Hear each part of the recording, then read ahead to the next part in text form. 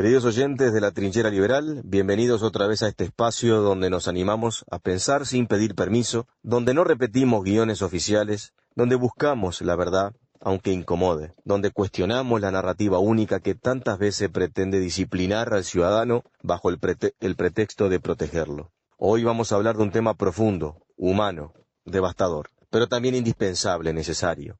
Vamos a hablar de un fenómeno que crece en silencio mientras destruye familias, dignidades, vínculos y vidas. Vamos a hablar de las denuncias falsas en Uruguay. Un tema del que pocos quieren hablar porque exige coraje, honestidad y sobre todo datos. Y hoy esos datos los tenemos. Durante años se nos dijo que las denuncias falsas no existían y algunos, incluso políticos, insisten en decirlo, pero mienten. Nos han dicho que eran mitos, que eran relatos machistas, que provenían del patriarcado, exageraciones, que eran casos anecdóticos. Y sobre esa base emocional se construyó una política pública que transformó profundamente la relación entre ciudadanos y Estado, especialmente entre hombres y el sistema de justicia. Pero toda narrativa se derrumba cuando aparecen los números. Y los números están, y hoy se los voy a compartir. Según el informe de acceso a la información pública, expedido y elaborado por la Fiscalía General de la Nación, Uruguay registró un total de 193.049 denuncias por violencia doméstica en 5 años que van del 2020 al 2024. Casi 200.000 denuncias en 5 años. Pero ¿saben qué? De esas casi 200.000, solamente 8.328 llegaron a un proceso penal, es decir, que dieron mérito a una investigación más seria. Pasaron de la órbita administrativa policial a la justicia penal, que es donde se deben dirimir este tipo de cuestiones. Es decir, alrededor de 195.000 denuncias no llegaron a un proceso penal, y eso significa más del 96% de denuncia que jamás llegaron a juicio. Repitamos el dato porque es crucial. Solo el 4% avanza a investigación formal. Y aún dentro de ese 4%, la mayoría, o muchos, pueden terminar sobreseídos. El hecho de que se inicie la investigación penal no significa condena, sino que significa eso, que se va a investigar a través de las pruebas. Y allí puede tener básicamente dos resultados: o se condena a la persona denunciada o se la sobresee, ¿verdad?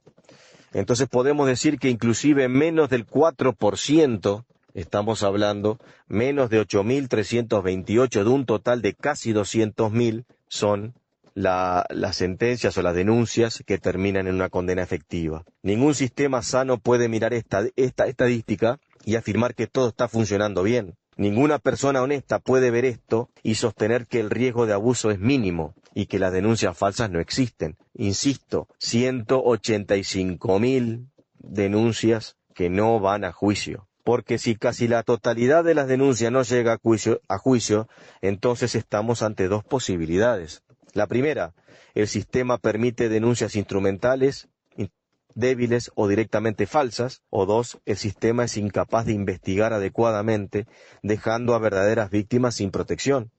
Ambas opciones son gravísimas. En teoría, toda persona es inocente hasta que se demuestre lo contrario.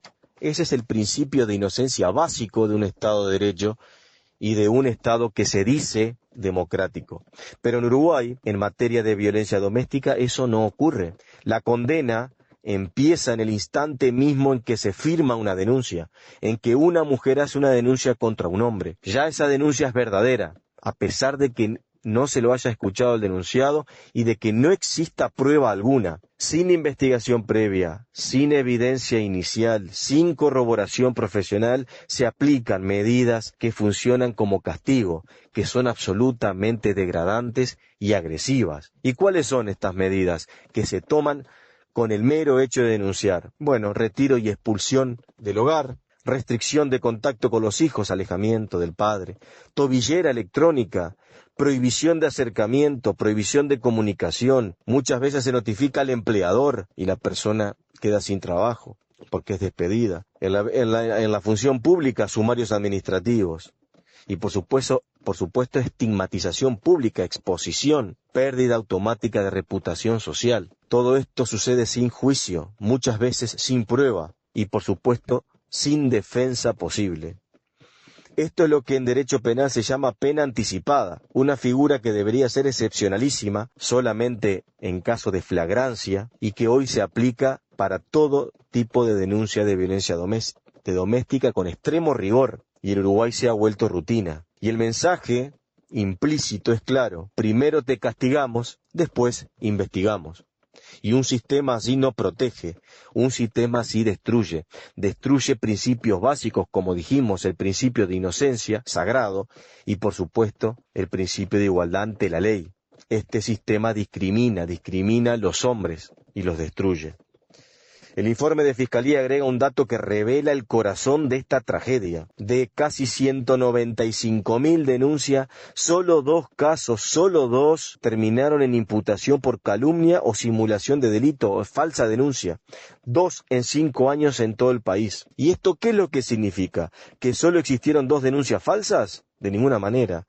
Significa que el sistema decidió no investigar las 185.000 denuncias que no llegaron al ámbito y a la órbita penal. Es una señal política, no estadística. Un sistema que jamás castiga una denuncia falsa crea un incentivo perfecto para abusar del sistema y de la denuncia. Y donde hay incentivos, siempre habrá quienes los exploten, ¿verdad? Ahora, ¿cómo funcionan estos incentivos perversos? Bueno, acá, de alguna manera, no se trata de culpar a todas las mujeres, no se trata de negar la realidad de la violencia, que por supuesto existe. Se trata de entender cómo funcionan los incentivos cuando el Estado crea ventajas, privilegios, beneficios por ley para una de las partes, en base a genitales. El sistema actual genera 4 incentivos perversos. El primero: denunciar no tiene costos, no hay riesgo de sanción ni económica ni penal. Segundo, denunciar produce beneficios inmediatos: la expulsión del otro del hogar, control del entorno familiar, ventajas en procesos de custodia y tenencia de hijos, acceso a subsidios y apoyos estatales, beneficios laborales, de tratamientos psicológicos, médicos, etc. Tercero, denunciar activas medidas de castigo sin necesidad de prueba. Cuarto, denunciar es validado social e institucionalmente. El denunciante recibe respaldo automático sin cuestionamientos, y no sorprende que algunas personas utilicen este sistema para venganzas emocionales, disputas económicas, conflictos de custodia, manipulación psicológica, control coercitivo del otro. Existen todos estos incentivos, no podemos ocultarlos. No hace falta que la mayoría lo haga, basta con que una minoría activa utilice el sistema para daño personal, y el resultado es un ecosistema tóxico que afecta a todos. Hay un punto que nadie quiere tocar porque afecta a intereses poderosos. La violencia de género se ha convertido en una industria estatal, es una industria de la denuncia, porque a partir de toda esta estructura se generan ministerios, direcciones, unidades de género y de violencia doméstica, observatorios, comisiones, ONG subsidiadas, consultoras, estudios, campañas, cursos, talleres, programas, cargos políticos. Miles y miles de personas viven detrás de este tema. Cuanto mayor es el problema, mayor es el presupuesto. Cuanto más grave es el relato, más recursos llegan. Cuanto más denuncias haya, más se justifican las estructuras. Esto no significa que la violencia no exista, significa que el sistema ha sido diseñado para administrarla, no para resolverla. Un problema que se soluciona deja burocracia desempleada. Un problema que se mantiene garantiza empleo, fondos, congresos, cargos y visibilidad. Y entonces la pregunta es inevitable: ¿quién tiene incentivo para exigir equilibrio, control y verificación seria cuando tantos dependen de que la máquina nunca se detenga? En definitiva, no buscan solucionar el problema, sino perpetuarlo. Ahí está la perversidad de todo esto. Los hombres afectados por denuncias falsas viven una realidad que el Estado uruguayo ha decidido ignorar sistemáticamente. Se trata de miles de personas que experimentan pérdida de hogar, ruptura de vínculo con los hijos, destrucción laboral, estigma social irreversible, depresión, ansiedad, adicciones, y muchos el sistema lo empuja al suicidio. Uruguay tiene cifras alarmantes de suicidio masculino. ¿Y ustedes de verdad, el Estado cree que no existe conexión entre estas medidas y esa tragedia? ¿Por qué no se estudia esto? ¿Por qué no se investiga? ¿Por qué no se mide? Porque la verdad que reconocer esa relación implicaría aceptar que el Estado está produciendo víctimas y el poder político nunca reconoce a sus víctimas. El liberalismo siempre advirtió que el Estado, cuando adquiere poder moral sobre la sociedad, se convierte en un aparato que disciplina más que protege. El problema no es nuevo, ya John Locke, Stuart Mill, Alexis de Tocqueville, Hayek, entre otros muchos, describieron cómo los gobiernos, bajo el pretexto de cuidar, terminan avanzando sobre las libertades individuales. El Estado uruguayo ha abrazado una forma moderna de moralismo politizado, que es la idea de que ciertos grupos son siempre víctimas, en este caso las mujeres, y otros son siempre peligrosos y opresores. Han estigmatizado al hombre como violento y opresor, y a la mujer como una inocente víctima. En ese sentido, se ha institucionalizado una visión maniquea, que es la mujer es igual a víctima y el hombre es igual a potencial agresor. Y toda política pública basada en simplificaciones identitarias tiende a generar injusticia sistémica. La ley deja de mirar individuos y empieza a mirar categorías. Deja de evaluar hechos y pasa a evaluar roles. Deja de requerir pruebas y pasa a requerir relatos. Y deja de mirar la justicia para mirar los genitales. Eso es colectivismo jurídico. Y el colectivismo jurídico siempre termina sacrificando individuos inocentes en nombre de causas superiores. Cuando el Estado opera bajo la premisa más vale condenar inocentes que dejar pasar culpables, se transforma en un mecanismo de persecución, no de justicia. Ese modelo es incompatible con cualquier democracia liberal. Toda persona, por el simple hecho de ser hombre, queda potencialmente bajo sospecha en cualquier interacción de pareja o de conflicto familiar. En definitiva, el hombre termina viviendo en forma permanente en una libertad condicional. Así se construye un clima social de miedo, miedo a discutir, miedo a separarse, a poner límites, a decir no, a expresar emociones intensas, miedo a una denuncia que destruya todo. Este miedo no es accidental, sino funcional al Estado. El ciudadano temeroso es un ciudadano manejable.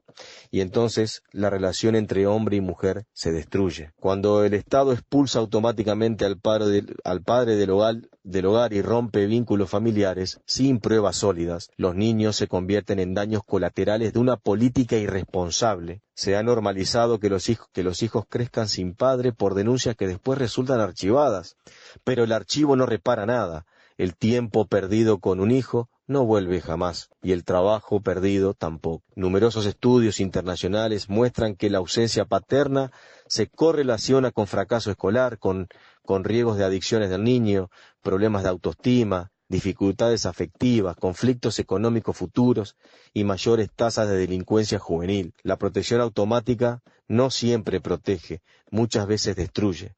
Un Estado que se dice defensor de los niños, pero que permite que pierdan a su padre por denuncias no verificadas, de ninguna manera podemos decir que está protegiendo, sino lo que está haciendo está abandonando al niño, abandonando al padre, que muchas veces es inocente, y destruyendo la familia natural. ¿Cómo se produce y se sostiene este sistema? Mediante un ciclo perverso en 4 pasos. Primero, se amplifica el relato del peligro constante, es decir, se exagera la amenaza, se repiten cifras sin contextos, se infla la emocionalidad. Segundo, se expande la intervención estatal, nuevas leyes, nuevas oficinas, más presupuesto, más estructura. Tercero, se generan más denuncias, muchas de ellas absurdas, sin pruebas, completamente débiles, y es el resultado inevitable de un sistema sin controles. Y el cuarto, se utiliza el aumento de denuncias como prueba de que el problema crece, y por lo tanto, más presupuesto, más leyes, más poder, y el Estado avanza en contra de tu libertad. Es un círculo vicioso que jamás se detendrá mientras existan incentivos políticos, económicos y simbólicos para mantenerlo. Este es un flagelo que vive toda la sociedad, no solo el hombre. El hombre es la principal víctima de esta violencia sin duda alguna, porque es un ataque del feminismo colectivo y del Estado y de los políticos que se hacen eco de esto en contra de una categoría de una sociedad específica, que es la masculinidad. Entonces, la solución no es ignorar la violencia, para nada. Nadie está proponiendo eso. La solución es tratarla con seriedad, profesionalismo, equilibrio y justicia. Y acá una democracia liberal exige restituir la presunción de inocencia, sin excepciones ideológicas. Eso es lo primero que hay que hacer. Restituir la igualdad ante la ley, que va de la mano de la presunción de inocencia. Acá lo que se debe hacer es crear filtros iniciales de verificación de denuncias, porque no toda denuncia debe activar medidas automáticas que son totalmente agresivas y destructivas. Se debe proteger a las víctimas verdaderas, con recursos profesionales, no con castigo automático. En una democracia liberal, en un Estado de Derecho, se debe sancionar la denuncia falsa de forma efectiva y real para desalentar que las realicen, para generar un equilibrio moral indispensable.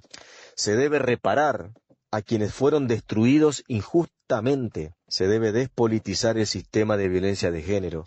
Acá no se trata de ideologías, acá no se trata de clases en base a los genitales, acá no se trata de hombres contra mujeres, como si fuéramos enemigos acérrimos. Acá se trata de entender que la violencia no tiene género, que hay casos de violencias aberrantes de mujeres hacia hombres, de mujeres hacia sus hijos, y también de hombres hacia las mujeres y hacia sus hijos. Pero no podemos tratar este tema con sesgos ideológicos, y eso es lo que está pasando acá, y por eso se producen todas estas injusticias. Hay que reducir la burocracia que vive de este problema y que lo incentiva. Detrás hay toda una industria y hay que destruir esta industria de la denuncia. Se deben crear incentivos para la verdad, no para el abuso y el exceso. Se debe incluir a los hombres en la conversación sin perjuicio. No se puede dejar a un pilar de la sociedad fuera de esta discusión y tratarlo siempre como un condenado. Y último, se debe garantizar que la justicia investigue hechos, no identidades. La realidad es que una democracia liberal es un sistema equilibrado que protege a todas las partes. Protege a las mujeres que realmente sufren violencia, a los hombres inocentes, a los niños que dependen de ambos, y al propio Estado de la degradación jurídica. A los parlamentarios, ministros, intendentes y autoridades de cualquier partido, esto es un llamado a ustedes. Es un mensaje para decirles que los datos oficiales contradicen la narrativa que han repetido durante años.